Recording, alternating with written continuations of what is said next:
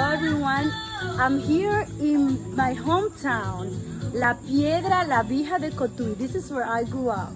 It's a small little village in Cotui, in the middle of the Dominican Republic. And I just want you to see what these young people here, this young talent has created out of nothing. This is their house, and they have created a TV studio with their own hands, with their own resources, and it is unbelievable. I am amazed.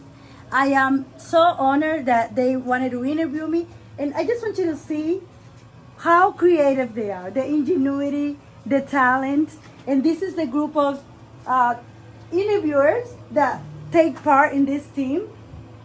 As you can see, they have painted this by hand, the walls, the desk, even the little holder for the phones with their own hands. A TV studio. This is a testament that when you really want to do something, there's nothing that can stop you. You can do it. All you need is talent, all you need is hard work and the will to make something happen.